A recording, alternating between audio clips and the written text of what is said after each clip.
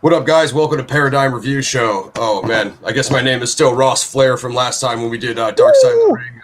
Yeah, I guess keeping the wrestling theme going for Tenet of all things. Who would have thought? But I mean, that's kind of what makes it Paradigm Review Show, right? So time review show, and we got Tenet, Christopher Nolan. We got me, who thought it was fairly decent, fairly epic, and then we got Mac, who thought it was okay, and Gaz, who's not feeling it at all. So it should be quite the full spectrum today. We're super late. Like when? Let's see. Can I get the release date on this? Well, it was definitely 2020. It dropped like mid-pandemic. This was supposed to be the movie to bring everyone back to action epics. Judging off the trailer, I wouldn't say you learned much because it was kind of like confusing. We got Ray May. He thought it was all right, so he said he's our fourth. Shout out to Ray May. Check out the Pat podcast on Twitch. So it's Denzel Washington's son, John David Washington, Robert Patterson. Here's the thing about Robert Patterson, real quick, before we get into Tenet. I have never seen Twilight, so I actually didn't even know that. The first time I seen him, I think, was The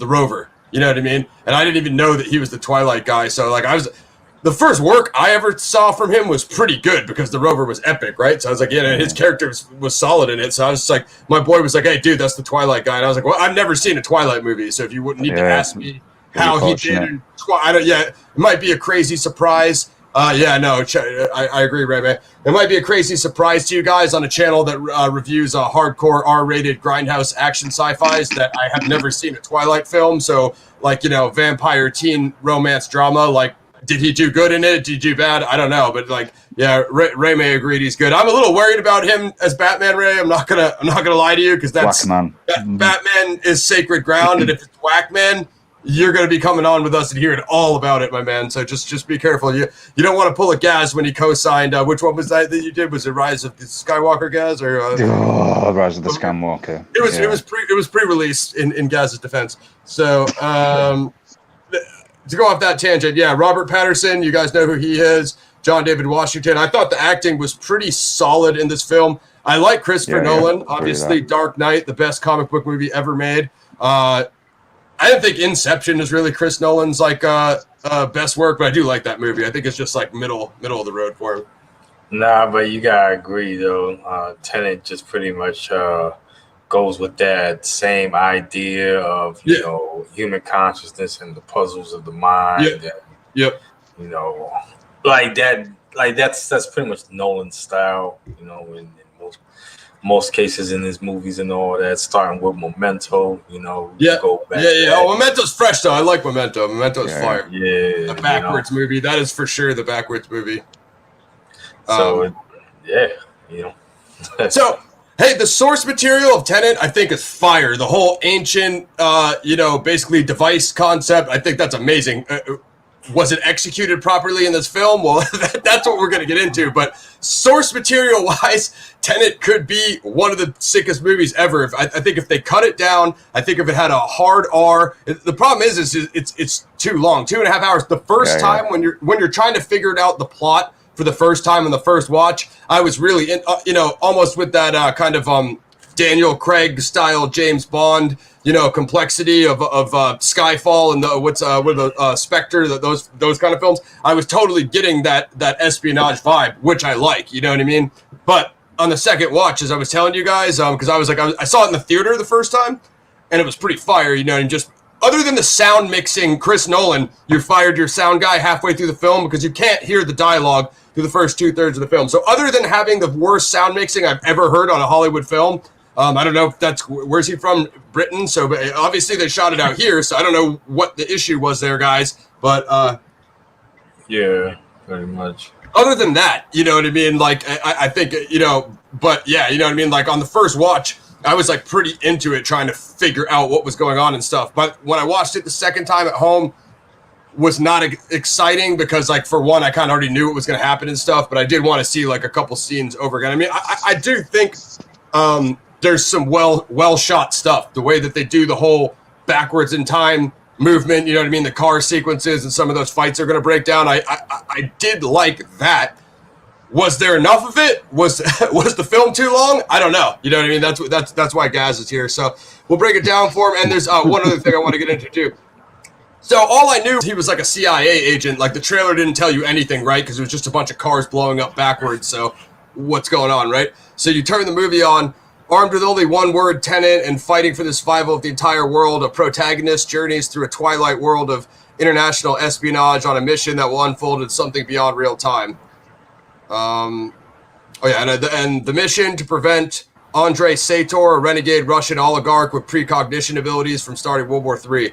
The protagonist will soon master the art of time inversion as a wave of countering the threat. I don't know, that guy's breakdown is too long, but you guys get what we're talking about. So I guess we'll get Mac and Gaz's initial thoughts, and then. Well, just like what you thought when it started going, you know, the beginning and all that crap. Like, where were you at? Were you feeling it? Well, no, I mean, of course, in the beginning, like it grabs you. You know, I mean, it starts off with like that whole stadium scene, and that was good. And you know what I mean, dressed up like how he is and all that, you know, with all that tactical gear, and I mean, obviously in the beginning, like you'll follow along with it, but it's like this is where you really gotta pay attention. It's like right after that train scene, and I mean not the train scene. You know what I'm talking about, right? Like that whole beginning. Yeah, that's like I think all of that is before the credits still. I think, right? And don't the credits run after train? So. Yeah, so it's like credits from Mad from there on. That's where you pretty much have to like, you know, you really gotta like, you know, pay attention and follow along on this because the concept will get you lost. Like basically believe they say like a tenant is a one of those agents that can pretty much go to forward and backwards of the time spiral universe and all that. And spoiler alert. Well, dude, you're doing it, guys. Look. In the end of the day, this movie came out when 2020 or something. You haven't watched it yet. Oh well. 2020 was. I guess it's on streaming now, so you got to figure out. Well, then let's go all the way in. Now that's part of what the Tenet is, but the Tenet is also that secret society of sect. It's that shadow agency. So it's like a. You know what I'm saying? It's like a. Well, that's basically what they do, I guess. Then you know. No, but I think you're right too. I'm saying it's like a multi-purpose word. So like that whole concept of it being that basically that decoded language that was on that. I mean, I think that's the best part right there, guys. Is it having the historical, you know what I mean, thing. Now, could something better have been done with it? Probably, you know what I mean. But that definitely interested me. Yeah, a lot later in the film when he goes back to meet with Priya. She alludes to that and briefly says a little bit of the history about it with Oppenheimer and everything. Now, that was dope. I agree with Mac. Now, when this movie first opened up, I liked the whole stadium scene, everything. It was intriguing. It had me grabbed, and I stuck with it. It's not until we got halfway through the film where I'm going to purposely reference another movie here, where I felt like somebody had done Inception on me and planted this idea in my head that I should stick with this movie, and then it was actually good. Then at the end, it was going to be good, but in the middle, it sent you backwards in time to when it was being good, and it reversed it into shite on you. So you were literally part of the paradigm shift in the film. Gaz went to his bedroom and saw himself pretty much like being sad and on the watching a crap film. You know what I mean? It was like there was one Gaz watching it there, but another Gaz came in the room with the gas mask on in inversion, and he realized that the plot had been inverted shite on him. You know what I mean? Yeah, exactly. I mean, it was like one just full. It was a really long memento. So yeah, I'm going to stop with the cheesy references to the other Nolan. I mean, so do you like Memento and Inception, but you just weren't? I liked Inception, Memento. I haven't seen it for a long time, but I think I did like it. Yeah. This one, the start of it was nice. It was intriguing. I wanted to keep watching because I thought there's a story beneath the story going on here. Like you said, Ross, the whole like historical secret society thing. I thought that's absolutely dope. That's right up our alley, as you know. Right. But the problem is this entire film felt like to me excellent acting, but it was like watching a nature movie that was mildly narrated by very well-spoken people. Yeah, and my advice to you, that's called a PG-13 rating for me. You know what I mean? Because if it was rated R, like they would have. I don't know. It's hard to explain, but I think pushing the pace of more action would have helped. Would have, forced it to speed up. You know what I mean? Yeah, well, that's the thing. It felt like those action scenes were injected to wake up the audience. And like, if somebody said to me, I could pretty much give you my review right now, which should just sum it all up, but I better behave myself because I'll have nothing else to say. So I'll do my misery section right at the end. Well, we'll break down the ending and crap. Like, how about highlights? How about highlight scenes where there were, like, okay. So let's say when he goes out there to meet Patterson, was that Mumbai or Bombay or India or wherever that was, Abu Dhabi? Yeah. That was good. The way the like kind of, and I like this start of the film. When they were running up the buildings and they were that was sick when they bungeed. That's never been done. I like how they speed bungeed up those sides, Mac. What'd you think about that? I definitely like scenes like those. You know what I mean? It just pretty much shows like what they were capable of doing and all, and and how they were able to like go in at the right time. At the same time, just simultaneously do what they have to do, like that bungee, like it's not just like the bungee jump, going up. Yeah. But it's also bungee like back down on the way out. Yeah, exactly. Exfil, that was killer. Sick. For real. Even the fights and hand-to-hand combat, and everything going in reverse.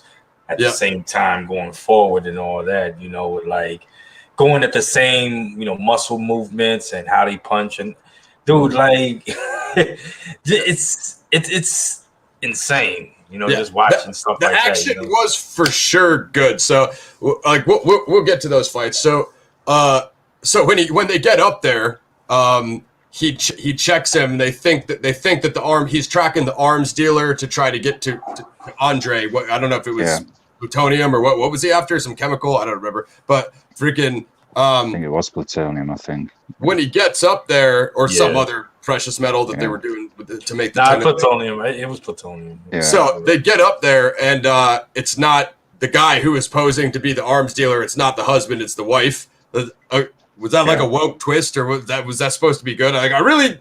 I kind of get it because it's not always going to be who you think, but at the same time, I kind of felt that was You feel that was a bit forced? Ambivalent detail. Like it didn't matter to me. Like I'm like, okay, yeah, cool. It makes sense. Everybody would be masquerading behind someone else, but it didn't really affect it. Also, I just want to say, like, did you guys get it? Okay, John David Washington's acting is good. Like, he had a great performance. Excellent. Quite frankly, I think Michael B. Jordan should be fired, and he should be Creed. But definitely.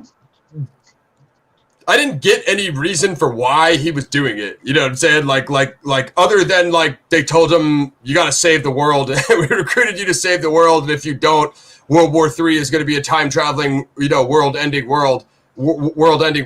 Like, I don't really understand. Like, I don't know if they had enough character development to say like why the protagonist was like doing it. Like he didn't even have a name. He was an agent named the protagonist, and I felt like he was just caught in the plot, and he was just like seeing how far it could go because he was meeting those contacts, and the other characters were like, this is all predetermined, dude. You recruited us in the past, and we're all traveling beyond the future together, and we're just like giving you the mission. You know what I mean? It kind of just felt like fed to him. Like, did you guys get that feeling or no? Like, I kind of did on shit, scenes like that, and just pretty much like because it's like giving away, the whole plot when they could have done it in a different way, which would have been like a surprise. You know what I mean? Right. Oh, and like the crowd that watches the movie is not stupid. We can figure things out for ourselves. We don't need everything spoon-fed. Of course, it's a fine line because you got to have some twist that we can't predict, but we don't need every plot element spoon-fed to us either. Like, it's not a Marvel movie. Exactly. Just like obviously pointing it out to us. Got him! This is what's gonna happen, and this is what's gonna happen. And so let's like move on a little bit, like I do like Robert Pattinson. He's pretty badass. Quite frankly, when I watched the first time, I thought he was one of the better characters. And I thought I was a little worried about Batman. I was a little worried about Batman, and then I thought, like, okay, this proves that he can do good. I just don't know if he can do good as Batman. But further on, we get to the big chase when they go to do the handoff. I will say the Andre guy, the villain, what did you guys think of him? I thought he was a decent villain. You know what I mean? I don't think it was terrible. Andre, are you talking about I knew him by another name. What was Sabat? Yeah. That's his last name. Yeah. Like that guy. Yeah, man. He definitely was a pretty good villain, though, man. I mean, like the whole. I think the only thing that I think got me was just pretty much like that whole cliche Russian villain thing, man. I don't know, like I kind of was thinking that too, but I felt like with him they tried to like upgrade him, like don't get me wrong, he's super smart, you know. Don't get me wrong, he did a good job. He did a real good job with it too. It's a little bit cliche, I agree. But yeah, it's just like a little, exactly. Just basically just a little cliche and like something like that, you know. I feel like, you know, he could have been a little more creative with it, you know. I agree. I make billions of dollars of plutonium. Ha ha ha. Nah, I don't know. It just well, they tried to upgrade him, like, but he's not just an average Eastern Russian guy. He's a genius one. You know what I mean? So he's like way smarter, and you know, he's just like more creative than the average idiot villain. So that was supposed to sell him to us, like, it's the Tenet universe, so of course everyone's smarter. Anyway, so. There's a couple crazy chases. There's obviously that fire truck chase, which is like the handoff to the plutonium and stuff. There's some decent sequences there. I guess we'll build into that to say that the art gallery scene or the super security vault. So. I do like that scene when you can't go through those hallways without the oxygen or whatever it is, the pressure. So Robert Pattinson goes through there, and he scans them out and stuff, and then they do the thing. They dump the gold and they crash the plane into the complex, which I gotta say was a pretty sick idea. Like, it was fairly impressive, you know what I mean? And then basically they're in there trying to get it, just trying to go room to room. Pretty intense scene. When the other guys came in with the gas masks and they get on those, like that duel fight, the 2-on-2, did you guys or the whatever it is 1-on-1, did you guys I kind of knew what was going to happen there. Did you guys think that was predictable, or like what did you guys think? No, not what you mean, the fight scene? Yeah, in the art gallery, when they go in there and then those other two guys come in with they see the bullet holes. And they're like, "What the hell's happened in here?" And he's like, "Don't touch it because it hasn't happened yet." That scene right there. Nah, that right there was like where I think that's like where they meet in the. I don't even think it was in the middle, but more of where they met, like somewhere in the between the beginning and the. So did you know who those guys were when they each? They were fighting those dudes in the gas masks. Did, like, before it went back further into the plot later in the movie and explained who that was. I kind of predicted it. I knew it was them. Is what I'm saying. I mean, I kind of knew it was them based off the fact that Robert Pattinson's character, when he was fighting that one guy and he threw him into that hallway and he pulled his mask off and he saw his face and he ran away. His face and it ran away. You know. Yeah, it was the protagonist. So it had to be like somebody that he knew. You know. Right. Exactly. I just didn't know if it was himself. I didn't know if it was. Yeah, I thought they were. Actually, it's a good point. I didn't realize he was fighting him. I thought they were fighting themselves. You know what I mean? Which is like, and then when it explained it later on in the movie, I'm like, okay. I mean, it was a cool scene. Don't get me wrong, but it was slightly Chris Nolan. If you're gonna throw like 1,000 layers in there, that was kind of an unnecessary one. Just like make it two other characters that we can't predict who they are. You know what I'm saying? Like, yeah, man. I mean, that's probably the only thing I would have to say. That's just like kind of threw me off. I mean, not threw me off completely though. Like I kind of knew, but at the same time, you know, it's like. okay, it's sort of a twist, but it's like, yeah, I had to go all the way to it.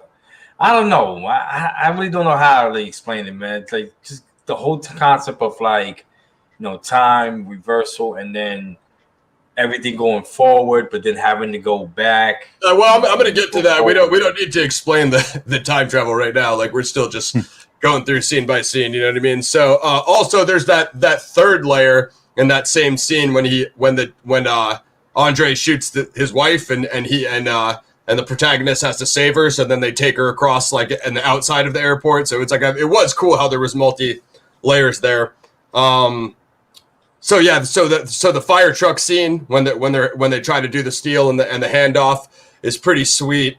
I mean, I do like the cars moving and crashing and moving forwards and backwards in time, all that stuff. It does look cool, but it's like I feel like when it gets to that part when they go to the machines, which I don't know if Andre built those or whatever. When he shoots his wife, and it has the side that you go in and the side that you go out. Basically, it's like was it me or did they just jump straight into that? Like it wasn't explained at all. You just see him there, and then he puts the mask on and he goes through and comes out the other side. So that's the first time you're introduced to it. So it's like obviously he knows what he's doing because he invented it. But then the Tenet soldiers just ran right in after him like they knew what to do, like they've been studying it, so I guess they understood the technology. But I'm kind of wondering, like, how would they even know how to activate it? What if they just ran through that shit and they came out the other side, or they came out the wrong side? You know what I mean? And weren't able to go out. That's kind of what I was thinking. It's like they just expect that they're gonna know how to use it, how he can, and he designed it. You know what I mean? Like I don't know. I just felt at that point. It's like I you're just saw that like he saw what he did. And then basically just did the same fucking thing or whatever. Yeah.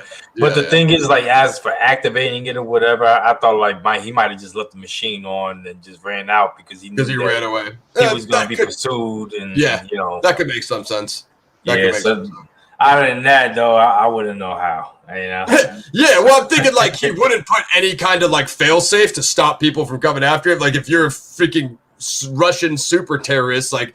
Come on, man! You're obviously going to think of that, like, but it's whatever. But I mean, that was cool. I do like how the thing looks with the the left and the right side. I mean, it was a creative way to like explain time travel because it does make some sense. So basically, what Mac is referring to earlier is because of when they explain it to you in the movie, when time moves backwards and you're inverted, you have to put on an oxygen mask and you have to breathe. So like you could essentially have two versions of yourself going two ways, but the other version of you would have the thing on because if you take it off, you get like all fatigued or whatever, right? For whatever reason.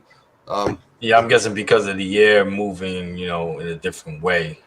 Your body can't handle the change. So yeah, I don't know. I mean, there's definitely some good action. There's definitely some good fights. So yeah, they end up like squaring off against themselves and whatever, moving in different directions of time. I'm not 100% sure they explained why that happened, but it did look cool. I mean, most of my favorite scenes are pretty much towards the end, so we could pretty much speed it up to that. If you guys don't have anything else on in the middle scenes. Well, I like to hear Gaz's votes on this one, so I'll just get mine out the way right now.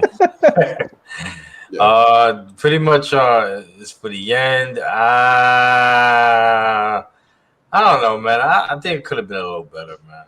Honestly, man. Like, if you're gonna end it off like that, then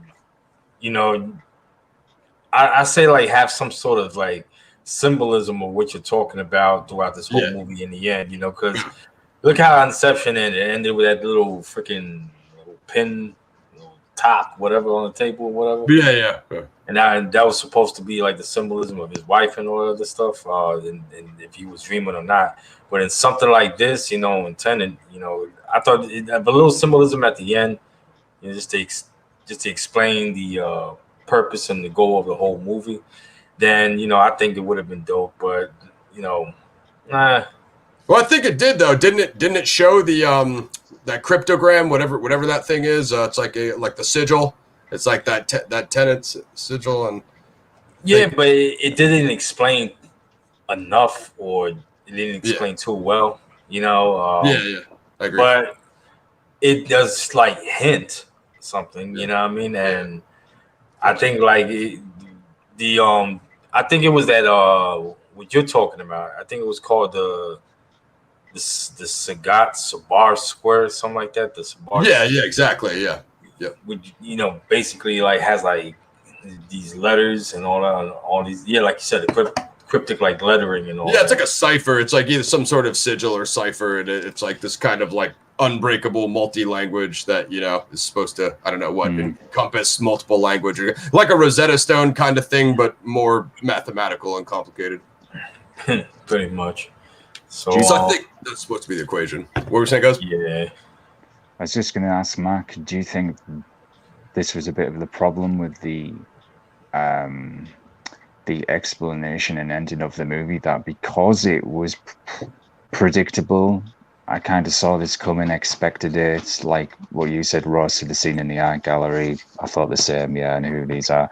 And do you think that took something away from the movie because this was expected? We knew this was going to happen, so it actually detracted from, in my opinion, the few positive moments I had with it. I was just glad that the movie was over when I got to the end. I think, man, thank God I don't have to sit and watch that again. I think, you know what, when you say something like that, the reason why, BX said in the beginning, like it could have been cut for an hour, just because we knew this was going to happen. So it's short, like a shorter way of explaining like it was happening, but at the same time, be a little more deeper and continuous with the mission and with the plot. Yeah, definitely. And John David Washington would have had more dialogue too. Yeah, that too. You see, this was one of my gripes with it, because the acting was dope. Don't get me wrong, and he had good presence up there with his dad for sure. And I was like, man, this just feels like these people, these actors, and they were all pretty solid. It really did feel like, hey, here's your auto cue card. Just read this sentence in a really nice, elegantly spoken manner. Right, well, next up there's a paragraph. We'll get this done. It was just, and that's how it come across to me. A bit too artificial in places, too rehearsed. And where if there was been a little bit more, maybe free flow with the dialogue to put in some more personality, instead of it being like, feeling like any other kind of secret society or secret covert agent movie. And that was the problem, because there was a bit, like I said, when he did have the next meeting with Priya and she was explaining that, we've been around for a while, Oppenheimer, all that stuff. Minimal spoiler I'm trying to keep here. And that was interesting because that gave you an insight. Hey, they've been around a long time, so there's more to them. But it just felt a little bit of an afterthought. That was like, oh yeah, right, yeah, that's cool, and it isn't explored further. And I'm like, what? I feel like the whole Tenet universe didn't get a chance to get explored because of all the things that you said, Gaz. They just focused on these 5 characters and this forced storyline. And I think all the problems that you just mentioned could have been avoided by shortening the film, because if it wasn't 2.5 hours long, you wouldn't be stuck on like unnecessary dialogue and that scene that we said, the predictable fight, dude, that's like Act 1 or Act 2. That's met early, so you could have still had the other layers of that scene when they came back through and brought her through to try to save her. Going there anyway without even showing that fight. You could have just had them walk through there, blah blah blah. And then they could have showed like at least like little snippets of it and all that. Just like okay, I recognize that part. Yeah, dude, like a montage. You know what would have been sick for that? And just because Mac just said that, I just thought of this: a fast forwarded scene. Play that fight on fast forward and just blaze through it. So you know what I mean. And then when they come back through, you can see like that would have been a cool way to do it. Is they should have had like one of the directions, like Max said, of the 2 directions crossing each other. One should have been fast forward. The other one could have been like some sort of slow-mo or something like that, and that would have differentiated there. Then you would have known. I mean, they kind of did do that, but did they do a good job? Like I think they could have. The editing and the timing could have definitely done better. And my biggest problem with it is some of the mixing was just like the sound mixing was just like you couldn't hear the dialogue. It dropped like that. That's why I was the first half. yeah, with the mad loud nature. explosions and guns and mad low volume. That was trash. So just to do a flashback. So when he's training on the boat for the mission, the scientist shows him the rounds, and she shows him how, like, when you shoot the pistol, they're coming out of the object and back into the gun. So like if you get shot with that, there was some reason why you die, right? Like you can't you get hit with a bullet in the other timeline, you're done for. And that was how he was going to track Sabat, and all that stuff was by the precious metals. That's how he found the original arms dealer and that and this and that. But I got to say, like, the whole ancient concept, basically, spoiler alert, guys, if you don't want to know how the movie ends or what the whole premise is based on, that object being an ancient object from ancient, Baghdad, I think was the awesomest thing he did. And like Dad said, they probably talked about it for 15 minutes in a 2.5 hour movie. So if you could have expanded that concept for 20 or 30 minutes, even 25 minutes, that would have been more interesting than some of those scenes that we saw. And one question I wanted to ask you guys was, on the descriptions, they say that, Andre is a super terrorist with precognition abilities. That really, at no point did that ever come across to me when I watched, and I've seen the film twice, other than when he's telling the story of how he originally found the plutonium or the precious metal. He was cleaning up like Chernobyl or something like that from like a nuke attack. He was like one of like the radioactive guys cleaning it, and that's how he came across the thing, and that was how he found it. But like, what I don't understand was like was that predetermined? Was he psychic and he knew that was going to happen? Like, they didn't explain that. He just didn't clarify it, did it? Yeah, he has precognition. I'm asking, it didn't come across to you guys, right? Because it didn't come across to me. Like, he has these abilities, but he says by luck he found that thing, and that's what we're supposed to believe, that the whole entire plot is predicated off the luck of him finding that in a whole futuristic timeline. The other scene I want to hit for the same thing that we said earlier was as predictability, when she was saying when I jumped, my last memory is like taking my son away and watching another woman jump up. You knew what that was, right? Yeah. You knew what that was, Mac? Yeah. We talking about like the beginning where when she tells the story that like when she left him, they played it like 3 times in the movie, which you definitely could have cut some of those. But when she took her son away at the end, when she ends up killing him, because she comes back from the shot in her stomach, right? Because they saved her, so she's able to go back there, but he doesn't know it's the futuristic her that knows all the stuff. So she kills him, and then she was telling that story before about how her last memory was taking her son away on the boat and seeing another woman dive off the boat. So she was saying that he was spent, like, she, in the alternate timeline, she thought he was with another woman, but like, you obviously knew that was her, right? In the other timeline. I mean, it's in some ways, yeah, because it was kind of predictable. They did hint it to you like a couple of times, so yeah. I knew they wouldn't keep dropping that hint like multiple times, frickin' if it's, you know what I mean? So that was the other thing where it's like, okay, whatever. Let's just break down this final scene. I think this is the best scene in the movie. This is my favorite scene. Red team, blue team, red leader, blue leader, let's go. Storming the freaking Baghdad, freaking, what do you call that, ziggurat freaking palace and the ancient freaking temples. Intense as hell going down there, and the Russian dudes are trying to blow up that bomb or whatever they're trying to do, so they got to stop them. And that was just a creatively done scene. So obviously Patterson was the dude with the red rope in his backpack, and he did some awesome crap there. Like, that really made him, like, dude, that was kind of like the coolest character, because he was all over the place in those timelines, So yeah, man. I like we don't gotta totally blow it for them, but yeah, man, I like how he reference, like, like those temples and all, like just that pretty was sick, dude. That was showing ancient mythos behind it all, anyway. So quite frankly, I think that scene could have been longer. Like, in a 2.5 movie, that was like a 10-minute scene. Like, that could have been a solid 20-minute scene. Exactly, that was a frustration. Yeah, I agree, guys. Yeah, man, like they could have made like a scene where they gotten even deeper into it. You know what I mean? It was, exactly that was one of my, like I said, that's what my frustrating gripe was earlier. Here is this awesome, very well put together action scene. Exploring more the mystery and mythos. I mean, the ancient alien nerds and us were all like, oh no, crazy. I'm just like, you've had to wait what felt like 6 hours to get to that point. 3. Yeah. Oh, Might man, as well have been 6. Yeah, might as well have been. Felt like I could have gone on vacation anyway. Yeah. And that was a shame because, man, that was fire. And I will say, I did think Patterson had good chemistry with the protagonist. He did. So I thought they had good chemistry together. They did. They were sick. I could have seen like another short action movie of just them doing CIA missions together Yeah. in the Tenet universe, like having nothing to do with this, like because the characters were sick. So you got red team, blue team running through Iraq, bombing stuff, bunch of choppers dropping off these big freaking, what do you call those things? Cargo bays of soldiers. Red team and blue team going 2 different directions, one future, one past. Totally nuts. Blowing up buildings, blowing up, reversal. I do like those reverse explosions. That was totally an interesting concept. Definitely was in on that. Love that whole scene.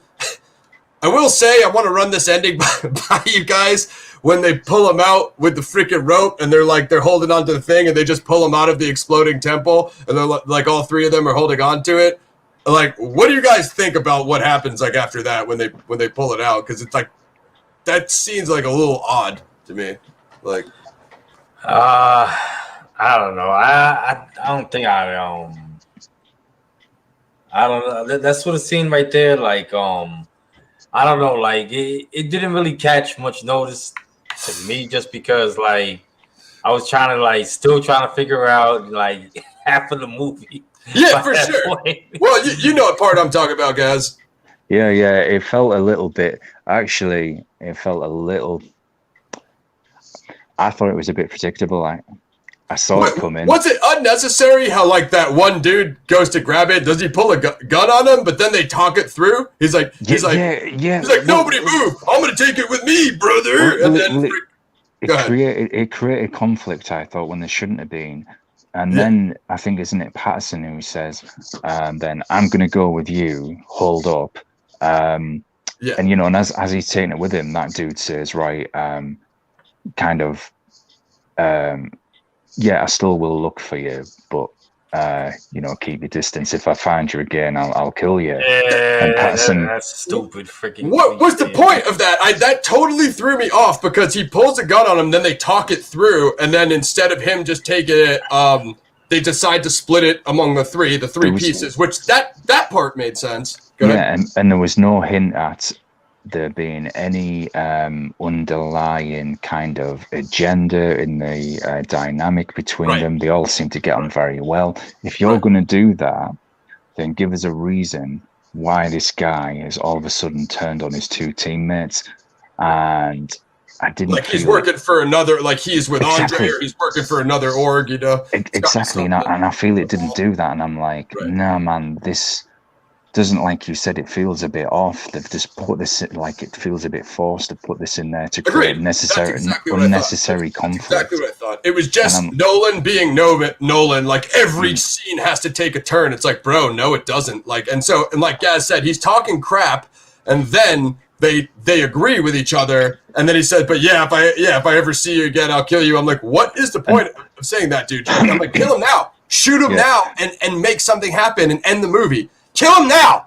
Don't. Yeah, that's when you get it as well. When Patterson says to, "Oh man, I've been working for you. I'll meet you, years down the line." I do that part. I like that. I think it should have just skipped to that unnecessary conversation that they just had and got straight to that because that's what we wanted to hear. Yeah. What's going on here? At any point, was the protagonist going to ask anybody in this movie what the hell was going on? What's going on? What's going on? There's armies and factions moving in 2 different ways in time, and sometimes 3, and they're just coming to him, feeding him missions. Occasionally, he'll freaking smash a couple guys' faces in a kitchen with a cheese grater. He might shoot a couple people forwards or backwards, kill a few guys, blow up a few buildings. But at no point, like Max said, does anybody know what is going on. So in the last 30 seconds after they blow up the temple and freaking gain the magical freaking relic, then he decides to ask the guy who's been his partner the whole movie what's going on. And he finally tells, right before he walks away, he tells him, So Yeah. you can go in on it. Yeah, exactly, man. I do feel that they could have got to that ending straight away because it kind of implies that the protagonist maybe felt like he was trapped in a John Woo movie where he's been on overkill on drugs with all the bullet time and action scenes. Yeah, So, for reals. Yeah, and I do like John Woo though. Oh yeah, the same, man, the same. I'm just being gas. No, for sure. That's why you're here. You know, we gotta have the British perspective for the British audience here, baby. We cover both sides of the pond. The miserable perspective. Yeah. So yeah, I do like that ending. So when he walks away, that's how you see the red rope on his bag, and that's how you know he was the dude in the tunnel, sick. I like all of that. And then he says, like you still. He basically asks like, who recruited you? And he says like, you still don't know. You did. I'll see you at the beginning. One of the best parts. I mean, we could have got there 45 minutes faster, but that was a fresh ending. I do like how those are the story arcs that they tied up. So you're like, cool. I do still have one question about that relates to that didn't come across to me after watching the movie twice. But do you guys have anything else, or do you want to? I think right there, like with that scene, all it shows me is like maybe it ain't 2, maybe it is 3. You know what I mean? And the third one is the one that can do like go from reverse and backwards and all that. They can touch the 2 spectrums. Okay, now. You just had a better idea than Christopher Nolan, so somebody should pay back the critic a few $1 million to direct an action movie, because if that happened, that would have made me crap my pants. That is actually dope. And to me, I think that's way better, man. We shouldn't say things like that publicly on this show anymore, because Hollywood is going to rob your ideas to the bank. Especially with them being creatively bankrupt. Those guys don't have any good ideas. They only get a couple of viewers, but you just did the whole thing that Mac literally just said. Yeah. But anyway. PXN policy now, we keep all that stuff off air. But I mean, that's why our show's here. But that was dope. I mean, if Mac the critic could have a better idea than Christopher Nolan, that's freaking saying something. So let's just button up that final ending scene where it's just like, there's a couple things here. One of them, I was just like, what the hell, so unnecessary. And the other one, I think I know what you're on about. Yeah, the thing that slipped by me. So he says, like, if you ever have a problem, he gives her, like, his card or whatever, his number. Like, if you ever think anybody comes after you, like, call me or whatever. So she goes to pick up her son at the private school. She's been going there the whole movie and calls him because she sees a car waiting there. And would you guys like to address what happens when he's waiting in that car? Only one is on to you guys. Shoot. Oh, jeez, thanks. I mean, I'll do it. Well, like, felt predictable again, I've got to be honest. Yeah, Sat conveniently in the back of the car reveals that it's my whole operation. Everybody's been working for me. Priya's again. I thought I was the one that was dealing with loose ends. No, it's me. And then I knew what's going on next. That's it. Yeah. So he shoots the woman who's the arms because spoiler alert, he told her like Priya's untouchable, right? Like you guys don't F with her, like, and if you like, first of all, if the protagonist is telling you that and you think that he may or may not be a time traveling super agent, why would you take that chance that you're going to get one over on him? Like you think somehow you're going to be able to pull it off. He's found every character throughout the movie, including the super terrorists nobody else could find. So what would make you think that on some James Bond crap, what would make you think that you can freaking get away from him? You know what I mean? Like you could pull that fast one on him and you're gonna really outsmart him. Totally asinine. So when he freaking smokes her, I was just like, dude, that was kind of like you said. Not only was it slightly predictable, but it was like I don't care about him tying up that loose end at that point. It's a bit unnecessary, wasn't it? Yeah. The movie's over. I'm like, okay, whatever. He's showing that like he has her back or whatever. That's cool. And then the final thing that I did not get at all was, I want to know if you guys picked it up, that hint that Patterson gave him at like, you recruited me, blah, blah, blah. Her, and this is another timeline, like a pre-timeline, her picking up her son at the school. Did you guys get that? Yeah. I think So you're talking about like are you talking about like the part where she saw a woman jump into the pool or whatever and she was a kid? That one? I don't think so. No, man. Basically, her son relates to a character in the movie. Did you get it, guys? I did, but to be honest, I was so badly wanting to escape from the movie by then. So I think that thought has probably evaporated because I was falling asleep. So I sent you guys a breakdown. I meant to send it before the review, but it's Paradigm Review Show, so I sent it 5 minutes before, so you guys couldn't watch it. Boom, journalism crushing it, guys. That's why you tune in. Like, sub, comment, share. Well, spoiler alert: her son is Patterson's character. Yeah. That's what I thought. Well, I had no idea. I watched the movie twice, and at no point ever did I see a hint that made me think that in any way. I think that right there might have been the symbolism. I might have missed it though. Other than he was protecting her to like protect them both, but other than that, dude, I was lost. I tell you when I had a feeling on that. And I'm going to be honest. Tell you when I had a feeling on that. Even though I was falling asleep, as I said, and wanting to escape from this movie. Yeah, Gaz was burning his house down. Yeah, literally. When I had the first hint at that, you know, when she got shot and they went to save her, and it was when Patterson went to talk to her, and I just thought there's something between these two here, some kind of relationship, and I didn't think romantically, and I just thought, is she his mother? And you know, he's traveled back from the future here, and I had that feeling. And I don't know why. Maybe it's just because I was maybe just naturally paranoid or suspicious or something. I don't know. It was just something, the way when he walked into that tent, I think it was, when she was laid out on the bed. About her, I vaguely, you know what? There was a peculiar freaking atmosphere in the air in that scene, and now that you say it, but I watched the movie twice and was not able to pick up either. I mean, that's why Gaz is here, because you're a smarter viewer than me, dude. I had freaking no idea. I had to go watch YouTube breakdowns when they were like, and the big twist was the Christopher Nolan timeline was her son. And I was like, what? Dude, I was so surprised. I was like, I had no idea, bro. Fucking hilarious. But yeah, and what else I got, and if you noticed, I think, you know, when she was picking him up from the private school about like 900 million times throughout the movie, it was the way the camera, and people are going to think I'm being crazy here, but it was the way they shot that scene with the camera looking at them. And when the protagonist was sat in the car at the end, and he saw it, and I was like, aha, and it confirmed it, and I thought, so that's been.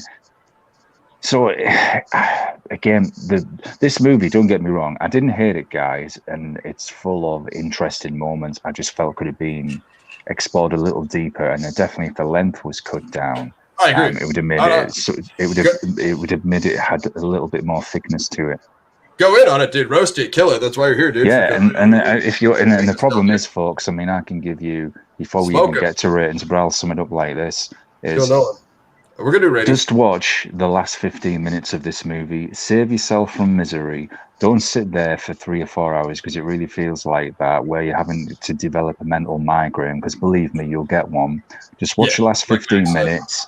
That's all you need to know, because it's just like watching, as I said earlier, a nature documentary. People say, I'm really working for the protagonist next time, going to do this, because they don't want to upset any of the wildlife that's landing by. And that's try listening to those conversations with gunfire and explosions going on that are mixed way louder than the whispering. And if you're able to hear any of the sentences, please come back in the comments and let us know what the characters said. This is the other problem with the movies you said about the sound, is the volume on the explosions, the action scenes, is that much louder than the spoken dialogue. You can't hear the talking, exactly. And that's why it feels like you're listening to a sleep narration audio book.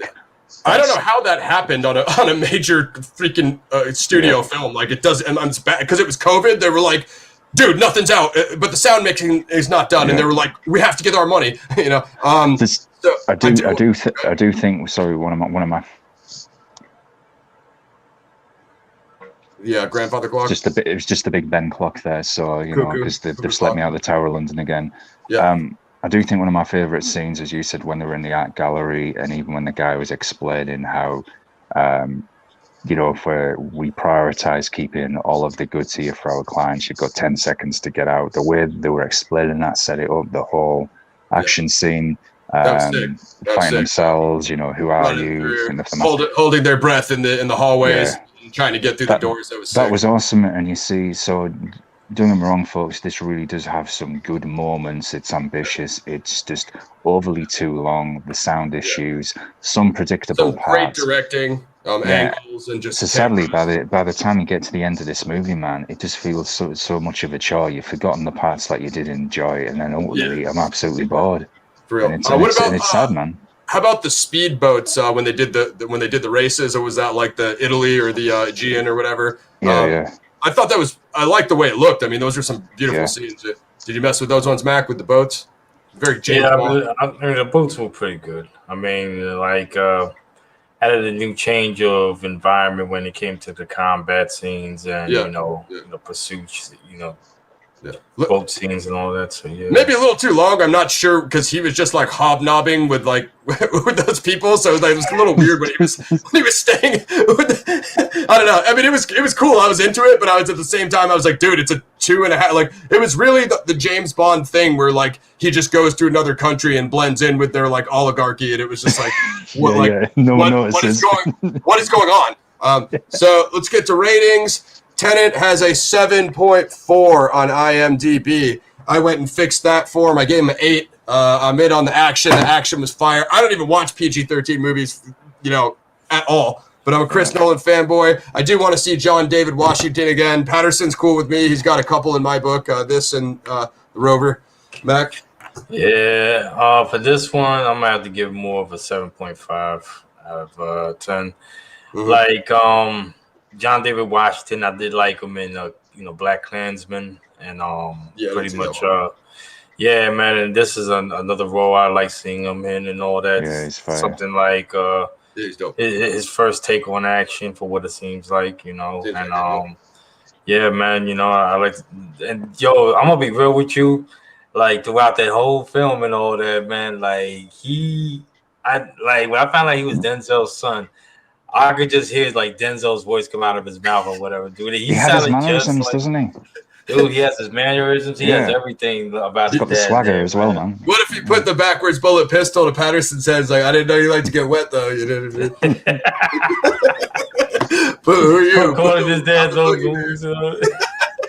It's like Patterson wakes up with that Matrix, like, welcome to the real world. Like, who are you? I'm the boogeyman, like Chappelle, how Wayne Brady did Chappelle, you know what I mean? Yeah, man. But pretty much, though, at the end of the day, though, acting was on point. A plot like this, if you guys are gonna watch, if y'all big Nolan fans or whatever, I say one view ain't gonna be good enough. I'll say give it 2 views if you really gonna want to understand, the concept of this film. At least 2 or 3 views. But the thing is, like, if you don't get about a 3rd view, then you know what. I mean, it's mad long. Honestly, the view. It is mad long too. And I don't watch films. I don't watch films twice anymore, short of Blade Runner or Dark Knight or Expendables. It has to be a legendary PXF Paradigm Review Show. But as you can see, these 2 right here pretty much have to watch it twice. So I watched it twice, but like I was not into it as much on the second time. Like all the scenes that I thought were fire, like Gaz said. And when I knew what was going to happen, the pace was totally off, and then it just became a regular 2.5-hour movie again. So, like, I don't want to crap on it, but you know what I mean. I would say watch Memento and watch Inception, so you can get the Nolan formula, and then you're going to know the same parts that we knew. You know what I mean? Because pretty much some twists, like I said, a couple twists got by me, and some where I was just like, that's freaking obvious. You know what I mean? Like, yeah, man. But Gaz, kill it. You thought it was butt, so let him know how average it was.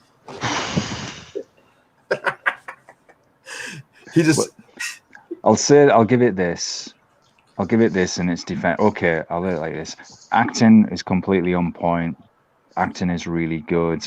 The action scenes are good. Pretty good, decent, not enough. The idea is good. I don't feel it's fully well executed though in parts, and the issues that we've said ultimately detract from the movie. So I would give it 4.5. It's just a bore. Whoa, you went down in this interview, dude. Yeah, dude, it was boring as hell. I found it a chore. I was glad to get out with it. Dude, it was it was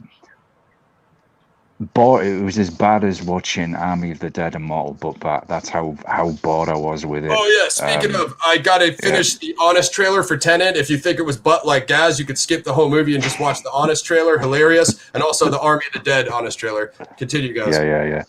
4.5 or 5 at the most, I guess, but no more than that. It's just bad. it's. I thought John could get a solid 5. Yeah, no, man. It's like I say, folks. Save yourself time. Just watch the last 15 minutes. That's all you need to watch. That's ultimately it. That'll explain everything to you. You get the whole thing, and you just save yourself a lot of misery. It's ultimately nice idea, but too long, dragged out, very boring, and yeah, I'd have more fun sitting constipated on the toilet. Hey, what about Michael? What about Michael Caine's cameo, guys? He didn't even. He can't even get you up to a 5. I'm afraid not. No. Whoa, dude! This guy just did our boy dirty back. Wait, can we drop Gaz on the screen? Dude, it's a good movie, man. I was as bored as watching that as I was. Michael Caine is this fucking thing, dude? This is Michael Caine's fired. This movie isn't though. That's the problem. It's Army of the Dead, Mortal Kombat. It's as bad as that. It's a trilogy of books. That's not as bad as Army of the Dead, guys. Don't do that. We're not doing that on my show. Army of the Dead sucked.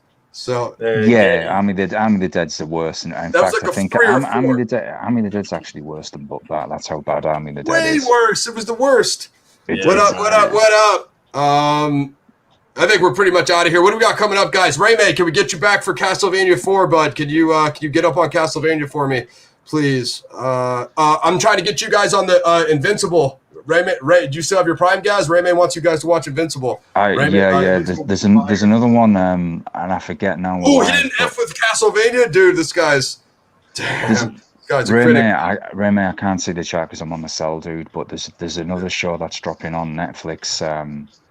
An anime one. It looks pretty grimy. I'll have to find out the name and I'll send it to Ross and he can send it to you, man. What, Yasuki or? Possibly is that. It's coming soon. It looked pretty good. I'm sure it was either something to do with fighting demons sure or something like that. He knows 24 months before the show comes out. Yeah, exactly, man. No, Castlevania's lit. Okay. What else? I need you guys on Swamp Thing. We're gonna try to. We got Warrior Season 2 coming up. We got Dark Side of the Ring Season 3. And some more indies. So that's all we got.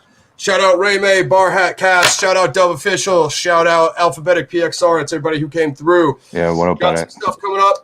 Zodiac Files Episode 2, Death of Ray Davis, out now. Like, sub, share to the channel. Give me some shares. He said Record of Ragnarok or Treacy are both coming on Netflix soon. Was it one of those? That's it, the Ragnarok one. The Ragnarok one, that's the show. Yeah. All right, y'all. Shout out to the PXF Heads Paradigm Review Show. We'll be back soon. We don't really know with what, but in the meantime, go watch Zodiac Files. Tell all your friends to sub. We out. Tenet. Decent, too long, needed more action, but I do want to see John David back. Could have been cut, all of that. So make a director's cut and make it shorter, you a-hole. Gang. Director's cut 90 minutes instead of 2.5 hours. You're welcome, Nolan, and we want our royalties for all the ideas you guys stole from the show. I can't wait to hear Max. Make a Snyder cut. Make a Nolan cut. Yeah, Matt's going to be doing a deep dive on the sequel to Face Off soon, so I'm sure he'll enjoy that. He is, yeah. He's going to do it. Yeah, he's going to. Burn.